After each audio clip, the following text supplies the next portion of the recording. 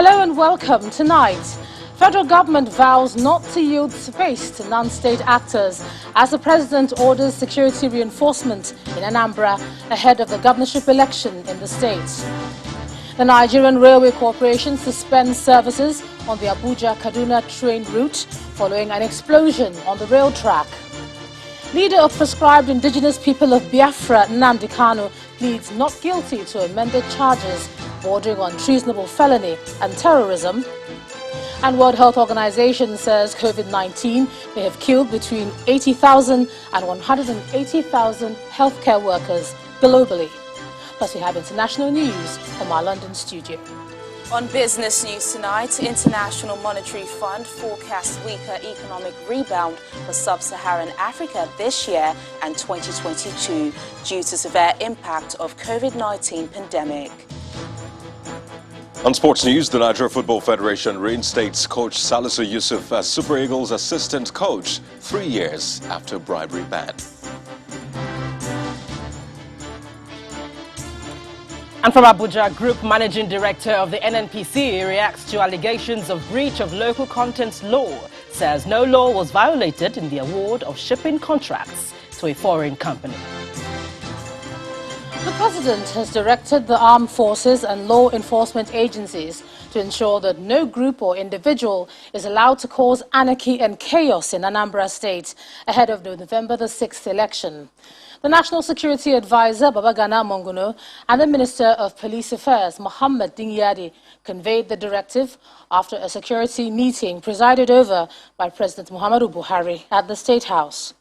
According to the NSA, sabotage by non-state actors would set a dangerous trend for future elections in the country, which the Minister of Police Affairs says must be prevented, even if it requires dominating the state. Good morning. Convening yet another security meeting with intelligence chiefs with the Vice President, Professor Yemi Osinbajo, in attendance, the President is determined to quash rising security concerns, particularly ahead of the November 6 Anambra elections. 5 hours later, the meeting concluded plans to scale up security in Anambra State, following fresh directives by the President. The President has made it very, very clear that the armed forces, security agencies and law enforcement agencies must make sure that the elections take place.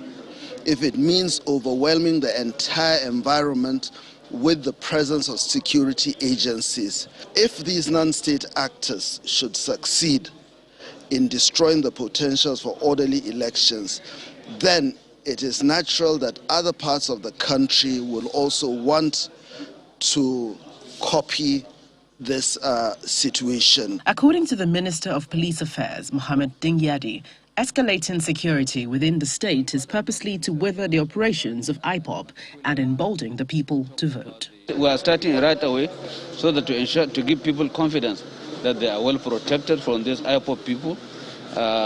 People are not coming out because of the threats by IPOB, and as long as we try to dominate the area, IPOB will have no place to maneuver, and we will take charge of the place to ensure that there is peace, there is tranquility in the area to allow for free and fair elections. A large chunk of terrorist leaders have been taken down as the successes in northwest and northeast mount, but the President wants more. Of course, President Buhari, in as much as he's satisfied with the actions of our defense and security forces, has also urged them not to relent.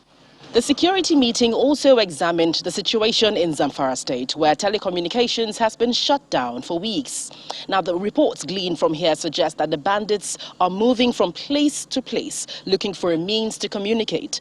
Now, the security chiefs are uncertain about how long the blackout would last, but what seems certain is their undeterrence.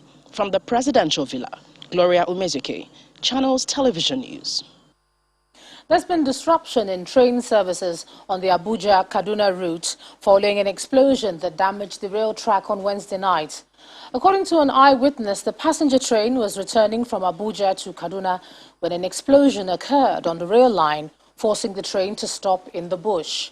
The Nigerian Railway Corporation has currently suspended its services on the route, and some of the passengers have described the incident as a horrible experience. Over the past 3 years, the Kaduna-Abuja train service has been witnessing increased passenger traffic due to the spate of attacks by bandits on the Kaduna-Abuja highway. But in recent times, there's been reports of attempted attacks on trains plying the route by suspected bandits, though no casualties have been recorded. On Wednesday night, a passenger train from Abuja to Kaduna was almost forced to derail after the rail line was cut off following an explosion. The incident, which occurred at the Regina area in Kaduna, also sent fear and panic to the passengers. One of the passengers narrates that a 2-hour journey took 6 hours. We left Abuja around 7 p.m. on Wednesday, and just approaching Kaduna, about 40 kilometers to Kaduna, between Regina and a village called Dutse. And then we had a loud sound, bam! And suddenly the train started moving slowly, and then it came to abrupt stop. And from there, we've not had anything from the officials until after 4 hours. And then another train came forward, a locomotive came and pushed us gradually. It took us 2 hours to get to Kaduna from that point. Meanwhile, daily activities at the Rigasa train station in Kaduna State were suspended on Thursday following the incident. Some of the passengers who had earlier booked their tickets online to Abuja were stranded when they got to the station. The news we are hearing is that either the rail line is vandalized or there is an attack on the rail, a terrorist attack on the rail line. But from the operators of this commission, nobody has addressed anybody. And if you came here about 2 hours ago, you see a lot of people, but now people are leaving one after the other. I've been here since 9:15 a.m. this morning. Supposed to go with the 10:35 a.m. train to Abuja. So before it was 10:35, they gave us an update that the train has technical issues, so we should hold on. And when they get any information, because the network is bad, they'll get back to us to keep our tickets safe. The rise in insecurity on the Kaduna-Abuja highway forced many to abandon the road for the train service, increasing the daily volume of passengers by over 270%. But with the recent development on the rail lines, the authorities may have to do more to assure passengers of their safety.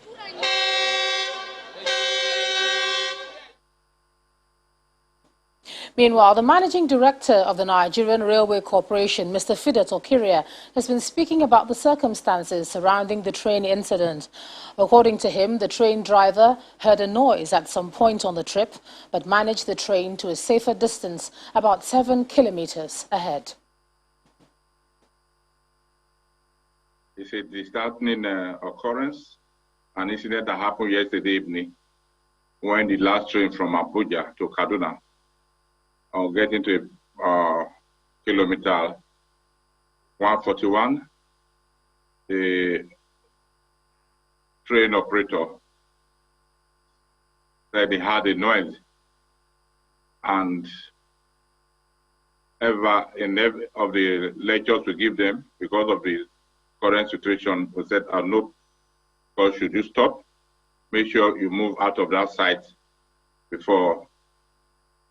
He obeyed, and he was quite stable, and he was able to move another 7 kilometers before he stopped. When he stopped, discovered that the fuel tank of the locomotive had several holes on it, and the fuel was draining.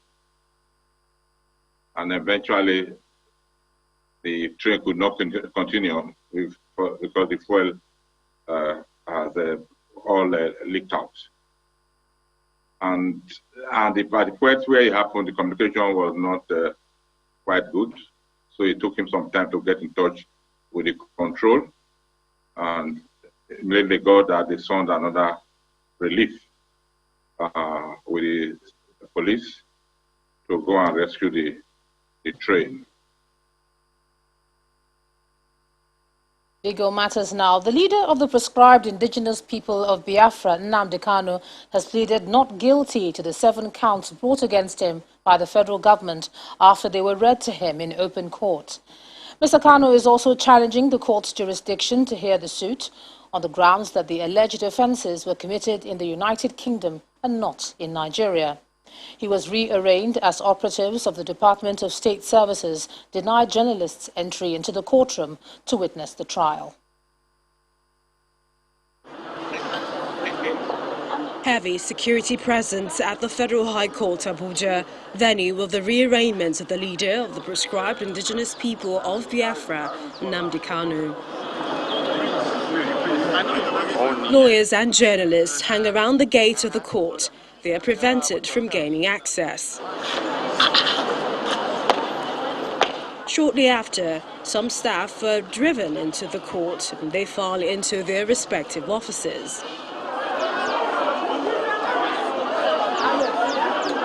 Tired of waiting, the lawyers begin to protest, exchanging words with operatives of the DSS.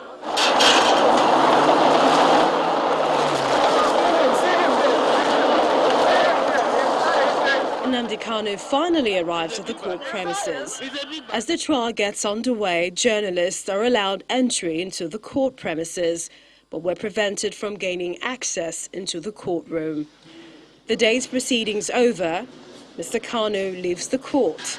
His counsel speaks shortly after the trial judge, Justice Binta Anyako, refused their application to transfer Kanu to the Kuje Correctional Center and adjourned the case to November the 10th to hear their application on the court's jurisdiction and competence of the charge.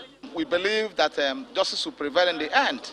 So that's all that's happened today in court, and he has gone. So we're coming back on 10th of November to hear this application because we insist that that application will be in line with the procedural law, that application will be first heard and disposed of, an application challenging the competence of the charge. And when considering the affirmative, that is the end of the case. So because we are challenging the 7-count amended charge. So once the court hear it and rule in our favor, that is the end of the case, and they walk out the court from court a free person. To plead with the authorities, please. This shouldn't happen again. We live in a democratic entity called Nigeria. We are not in a war-torn country, and everybody that is being accused is innocent until proven guilty. So I'm pleading that people should be allowed, or there should be sanity in the way and the manner security agencies block the entire access today. Outside the premises, his supporters chant solidarity songs.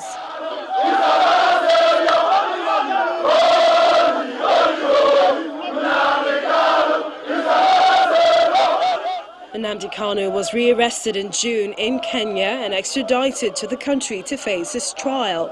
He is facing a 7-count amended charge on treasonable felony and acts of terrorism. And staying with the judiciary, the Supreme Court in Abuja has declared Mr. Valentine Ozigbo the authentic candidate of the People's Democratic Party for the November the 6th governorship election in Anambra State. In a judgment today, the panel of justices, led by Justice Iyan Okoro, threw out the suit challenging Mr. Ozigbo's candidacy and awarded the sum of 5 million naira as damages against Senator Ugochukwu Uba. The panel also affirmed the decision of the Court of Appeal, Awka Division, delivered on September the 3rd, which declared Mr. Ozigbo the authentic governorship candidate of the PDP. Mr. Ozigbo has been reacting to the judgment. It's not just a victory for Valentine, it's a victory for PDP, it's a victory for Anambra people. We are shifting away from the dysfunctional past. If you look at the people who we're contending with, I will say to you, they've contended with what we consider the right things, and I thank God that not just that we got that victory, but you also needed to see the landmark achievements we're making. The appeal court, you needed to see the president of the Court of Appeal affirming and basically warning counsels to desist from creating distractions. And in the appeal court, in the Supreme Court today, you also needed to see the presiding justice again frowning at how people see precedents have already been established over and over and yet you keep bringing frivolities. And in their world, something that was done, you could consider a naming ceremony is what they're using to distract people. Look at how much time we've lost. We should have spent this time engaging our people at the grassroots. But I thank God finally it's over. With this, I think there's no other place to go to. In part 2, after the break, People's Democratic Party Convention Screening Committee disqualifies 3 aspirants, approves 27 others ahead of the October convention on the 30th and the 31st. That's in a moment. Do join us again.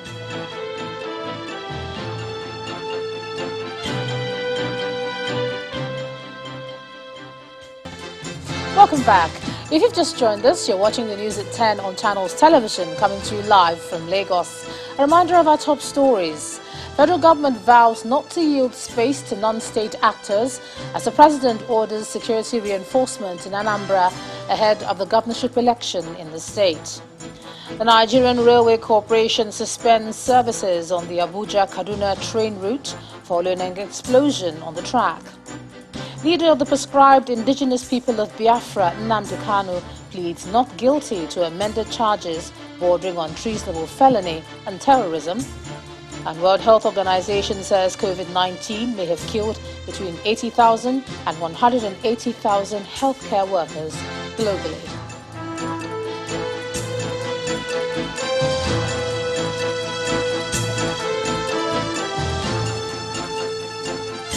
After watching the video of a 14-year-old girl allegedly defiled by Nollywood actor James Olarinwaju, popularly known as Baba Ijesha, the Lagos State Sexual Offences Court sitting in Ikeja has heard that the child was defiled.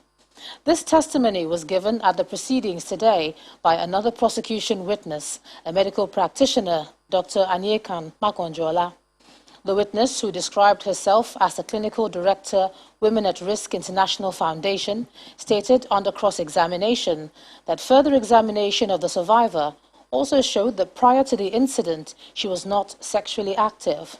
Dr. Makonjola was giving evidence before Justice Tony Taiwo in the alleged sexual assault charge brought against Baba Ijesha by the Lagos State government. Justice Taiwo has adjourned further hearing to November the 5th and 12th.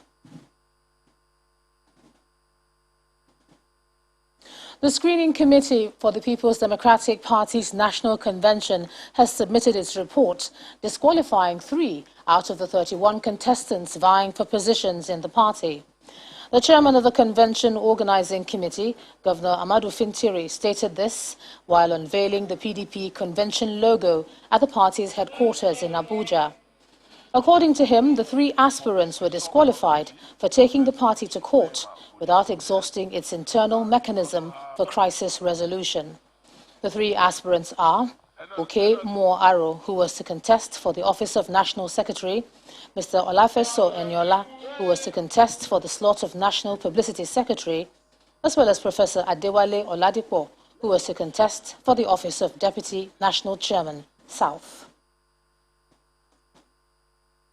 In some cheering news from Kebbi State, as 30 students abducted from the Federal Government College, Birnin Yauri, since June this year have regained their freedom. And this comes 4 months after bandits stormed the school and kidnapped a number of students and 4 teachers. Mr. Yahya Sarki, who is the special advisor on media to Governor Atiku Bagudu, confirmed the release of the students today, explaining that the free students have arrived in Birnin Kebbi, the state capital. He said efforts are on to secure the release of the remaining students, adding that the exact number of those kidnapped is still unknown. Meanwhile, the police in Niger State say they have commenced a manhunt for the bandits who kidnapped some passengers in Rafi local government area. The Commissioner of Police in the state, Mr. Bala Kurias, appealed to the residents to provide useful intelligence that could lead to the arrest of the bandits. He also said 13 passengers and a conductor were abducted in a separate attack by gunmen at Kona Barao village of Rafi local government area. Before that, 30 passengers were reportedly abducted by gunmen at Garin Gabas in Rafi local government area of Niger State. Let's cross over to Abuja now. Here's Gloria Umezoke. Gloria. Hello, Ijoma. Here in Abuja, there's been more investigations by the House of Representatives on a possible violation of the governing laws. The Group Managing Director of the NNPC, Mr. Mele Kyari, says no law was violated in the award of shipping contracts to a foreign company, as a waiver was received from the supervising agency, NIMASA. Meanwhile, families who alleged that their relatives were killed by men of the Nigeria Customs Service in Isheyin Town, Oyo State, are demanding 4.5 billion naira as compensation, even as Customs Service denies killing anyone. Our correspondent, Terry Ikumi, reports. Unity, happiness. The Group Managing Director of the NNPC honors the invitation of the House Committee on Nigerian Content Development on an allegation that the NNPC had violated certain laws, including the cabotage law, by employing the services of a foreign vessel company. Services done by others. Mr. Kyari responds by explaining that no law was violated, an explanation that appeared to satisfy the committee. NIMASA must offer waiver of the cabotage restrictions before any vessel will be chartered by NNPC. What it means is that every vessel that we have taken meets the requirement of the Cabotage Act, which by implication means that we have also met the requirements of the Nigerian Content Act. So we'll try and marry the two. We'll midwife the relationship between NNPC and Ship Owners Association of Nigeria to ensure that we achieve meaningful results. Meanwhile, at another hearing, the House Committee on Customs investigates an allegation against the Nigeria Customs Service. The Isheyin community in Oyo State is accusing men of the service of killing 4 people while intercepting 2 jeeps conveying foreign parboiled rice on the 13th of May this year. On that same day, I think the day was the day of Eid al-Fitr. People were celebrating, and in the process, this happened. A lot of people were injured as well. They are asking for the perpetrators of these heinous crimes to be identified and be brought to book. They are asking for apology. In respect of the deceased, they are asking for compensation to the tune of 1 billion each. But the acting controller of the Federal Operations Unit Zone A, Ikeja, states that the incident was not without cause and no death was recorded. I'm not aware of anybody that died. It is impracticable for somebody holding gun and people numbering hundreds attacking them with cutlasses. A direct question is then thrown to the head of the team under investigation. I'm asking you, in your report that you have not read, did you have it that your men fired? No, my men defended themselves because they were butchered, and I have all the butchers here. He then gives a vivid account of the incident, insisting that they were attacked first at the customs base, but did not open fire on their attackers. I told my boys, nobody should interact. You should just watch them and defend the office. But fortunately enough, one of them just rushed and cut the guy with the cutlass on his head. I have the pictures here. We did not kill anybody. To my personal knowledge, we do not kill anybody. Since you are the person on ground and you defend yourself, what is the mode of defense you applied to defend yourself? The mode of defense is that you fire in the air to disperse the mob. Did you? I've answered you that. I said yes. We fired in the air. I said we fired in the air. While the investigation continues, the committee recommends that customs should amicably resolve the matter by adequately compensating the affected families. Terry Ikumi, Channels Television News. Elsewhere, more women and girls stand to benefit from the various social and entrepreneurial investment programs of the Buhari-led administration. The Vice President, Professor Yemi Osinbajo, made this pledge in Abuja at the 6th year anniversary of Future Assured, an initiative of the Aisha Buhari Foundation, where he reeled out the statistics of women currently benefiting from the program. On her part, the wife of the president, Mrs. Aisha Buhari, says Future Assured interventions have helped in reducing morbidity and mortality among pregnant women and young children. Our correspondent, Emperor Simon, reports.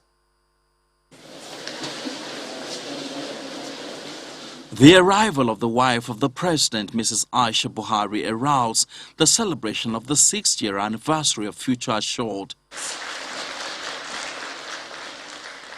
a non-governmental organization. Future Assured is an initiative of the Aisha Buhari Foundation set up to advocate the well-being of women, children and adolescents in Nigeria. The Federal Ministry of Health, on its part, has collaborated with the Future Assured program in the area of reproductive, maternal, newborn, child and adolescent health and nutrition. It's the turn of the Vice President to deliver his keynote address, and he uses the opportunity to highlight some of the areas of intervention in the development of women and the girl child by the current administration. Of the 2.4 million beneficiaries of our government enterprises and empowerment program, 1.2 million were women. That is 56.4% of beneficiaries were women.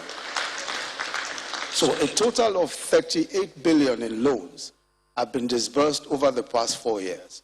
In 2020, the Federal Executive Council approved a World Bank credit facility in the sum of $500 million to finance the Adolescent Girls Initiative for Learning and Empowerment. This intervention is projected to benefit 6.2 million girls and boys also. The wife of the president, Mrs. Aisha Buhari, believes the celebration is an opportunity for stock-taking and feedback. The review of Future Assured activities is to provide more insight to the major achievements made over the years. My appeal, therefore, to partners and other stakeholders not to relent on efforts and support. Your commitment and support to Future Assured remains important in deepening our collective commitment and investment to the development of this country. As the management of Future Assured looks forward to making more impact, many would be hoping that the gains of this initiative will still be felt long after the current administration. Empress Simon, Channels Television News. When the News at 10 returns, Nigerian delegation to the Global Tech Exhibition Dubai speak of their strategies aimed at attracting strategic partners and investors. You'll join us again.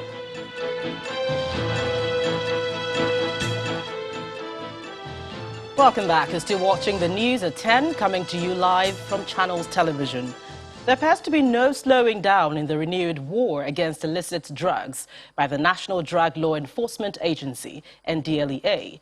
This time, the agency's chairman and chief executive officer, retired Brigadier General Buba Mawa, is warning that if there is evidence of any politician found culpable in the drug business, such a person will not be spared. According to him, the NDLEA plans to establish offices in the countries where illicit drugs are smuggled from and would propose a minimum of 15 years or life sentence for any offender. Retired Brigadier General Mawa stated this today during the ministerial briefing at the State House. Well, that's it from the nation's capital. It's back to Ijoma in Lagos for more on the News at 10. Thanks a lot, Gloria.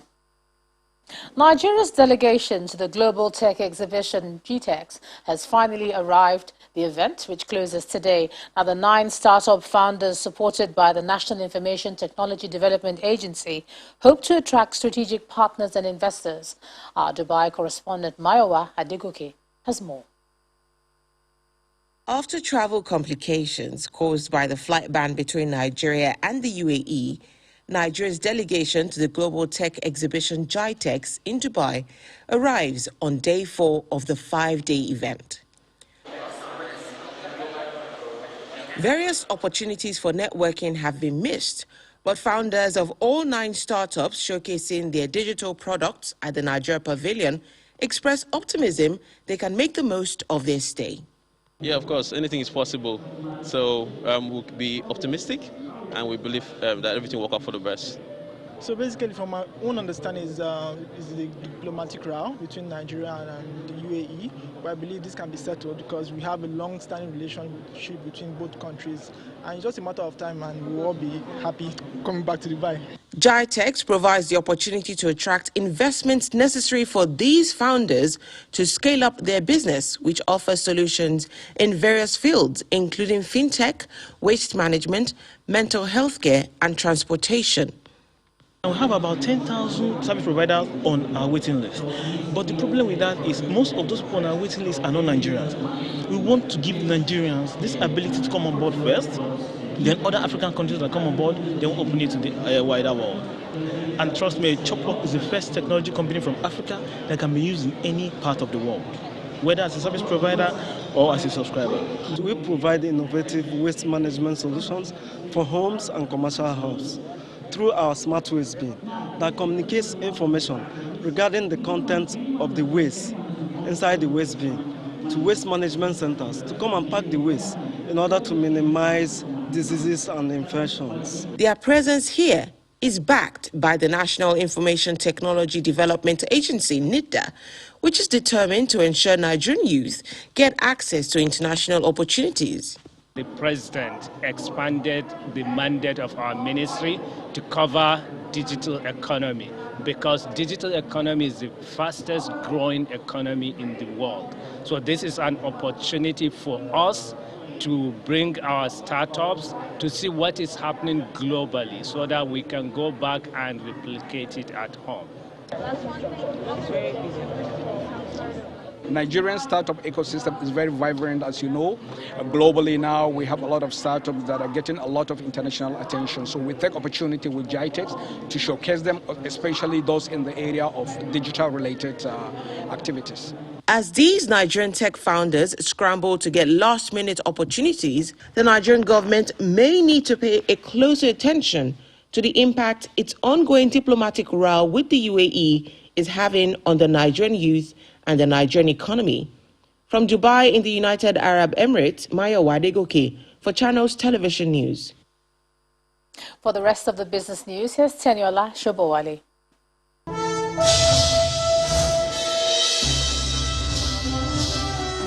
Thanks a lot, Ijoma. The International Monetary Fund is predicting that the pandemic has permanently lowered the path of real GDP in sub-Saharan Africa, suggesting a loss of real per capita output of close to 5.6%. In its latest issue of the Regional Economic Outlook report released today, the IMF estimates that the economy will grow by 3.7% this year and 3.8% in 2022, but notes that the region is on a different recovery path from much of the world. Briefing the media on the major drivers of growth in SSA, the Director of Africa Department at the IMF, Abib Selassie, stressed that the region's recovery remains highly vulnerable to changes in the global outlook. The Federal Inland Revenue Service says it's proposing road infrastructure tax to be collected from artisans such as dressmakers, hairdressers, commercial bus drivers and other businesses with low socio-economic status. The chairman of the FIRS, Mohamed Nami, who made this known to newsmen today in Abuja, says the proposed road infrastructure tax would provide the government with adequate funding for road construction, rehabilitation and maintenance and make the informal sector contribute to building a modern society. And now a whopping 237 billion naira is added to the previous gain recorded at the domestic stock market as investors intensify their interest for some high-value equities. Will Ibong tells us more.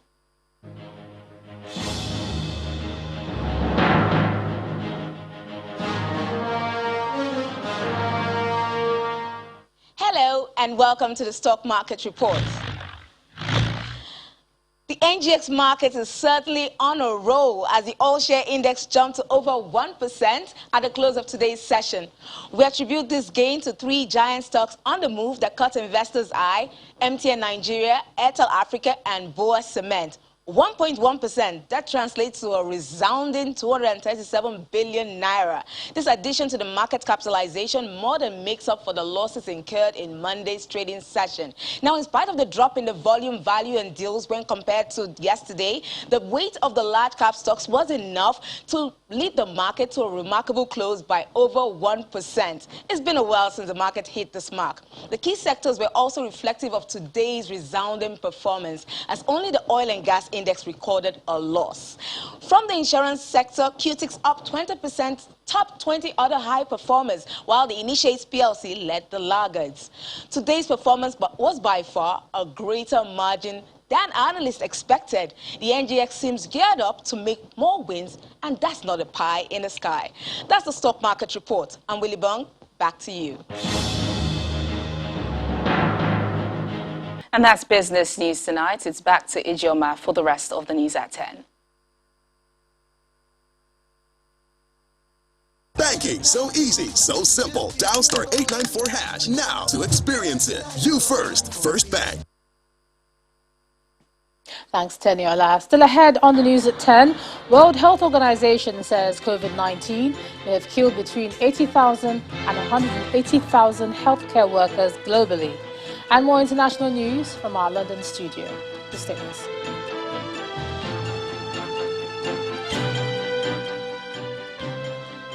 Welcome back. The World Health Organization says COVID-19 has severely affected healthcare workers and may have killed between 80,000 and 180,000. The deaths occurred between January 2020 and May of this year. Simon Pusey has more international news in Around the World in 5. Good evening and welcome to the Channel Studios here in London with your international news around the world in 5. The COVID pandemic will go on for a year longer than it needs to because poorer countries are not getting the vaccines they need. That's according to the World Health Organization.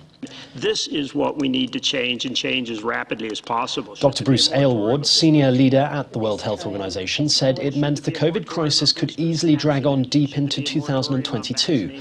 Less than 5% of Africa's population have been vaccinated, compared to 40% on most other continents. Angela Merkel has used her last EU summit as Chancellor to urge the bloc to find a solution with Poland. Rechtsstaatlichkeit ist ein Kern des Bestands der Europäischen Union. The outgoing Chancellor is trying to avoid a repeat of Brexit by preventing a Polish exit from the EU. It is expected to be her last European Council after her Christian Democrats lost national elections last month. Through targeted support to consumers and cuts of levy and taxes. Also on the agenda at the summit are COVID-19, climate change and the energy crisis.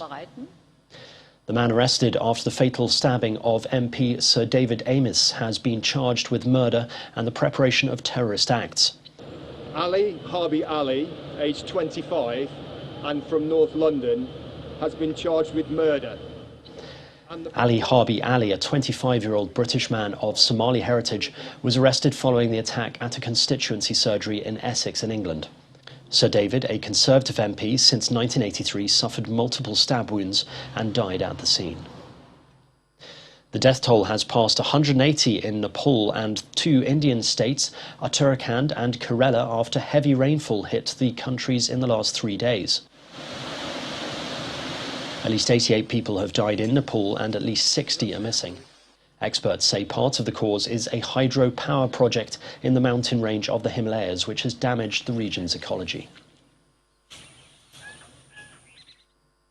The state of Western Australia is offering $1 million Australian for information about the disappearance of a 4-year-old girl missing for 5 days from an outback campsite and feared to be abducted. We're really interested in anybody that was at the Blowholes campsite from Friday the 15th. Cleo Smith was last seen in her family's tent at about 1:30 a.m. local time on Saturday. More than 100 police and state emergency service personnel have joined the search. A huge gas explosion which killed 4 and injured more than 30 in China has been caught on camera.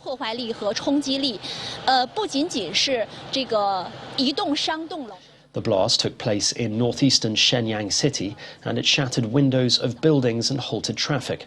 More than 100 firefighters were sent to the scene.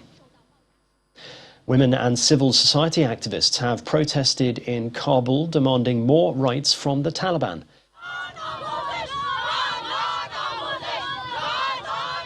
Many of them marched in the city holding signs for women's participation in social life, as well as rights for education and employment. After 2 months, Afghan girls are still not allowed to go to school, and women are only allowed to access a small number of jobs. South Korea has launched its first homegrown rocket, which took off about 500 kilometers from the capital, Seoul.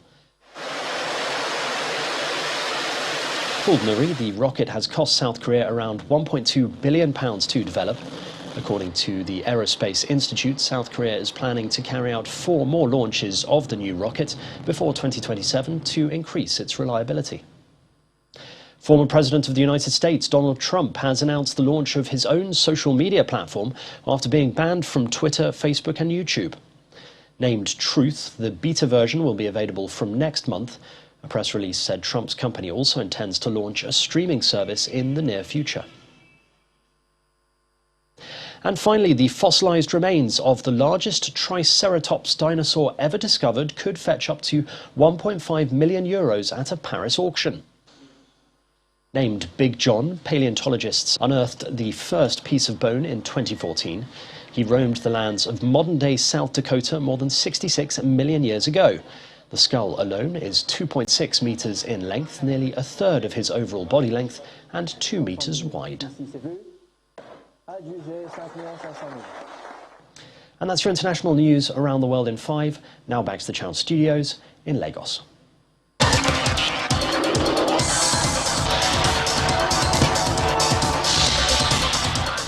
Well, thanks, Simon. And now for some sports news. The Nigeria Football Federation has reinstated coach Salisu Yusuf as the assistant coach of the Super Eagles and head coach of the Chan Eagles.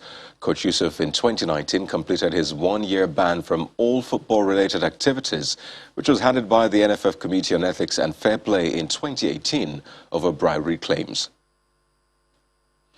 Well, FIFA President Gianni Infantino says the World Football Governing Body will seek consensus over plans for a biennial World Cup and changes to the international match calendar after facing fierce criticism from European federations. FIFA's ruling council has agreed to hold a global summit on December the 20th to discuss the proposals for a World Cup to be held every 2 years rather than every 4 years. Back to football. Teenage forward Ansu Fati admits he is happy to have the opportunity to keep growing at Barcelona after having extended his contract until 2027. The 18-year-old Spanish international new deal includes a buyout clause of €1 billion. And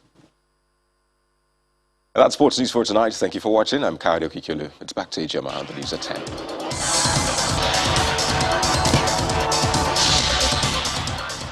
Thanks a lot, Kayode. And the main news again. The federal government today vowed not to yield space to non-state actors in the country as the president ordered security reinforcement in Anambra ahead of the governorship election in the state on November the 6th. And the leader of the proscribed indigenous people of Biafra, Nnamdi Kanu, pleaded not guilty to amended charges bordering on treasonable felony and terrorism. That's the news at 10 tonight. Thanks a lot for staying with us. I'm Ijoma Bunyato. Do have a good night.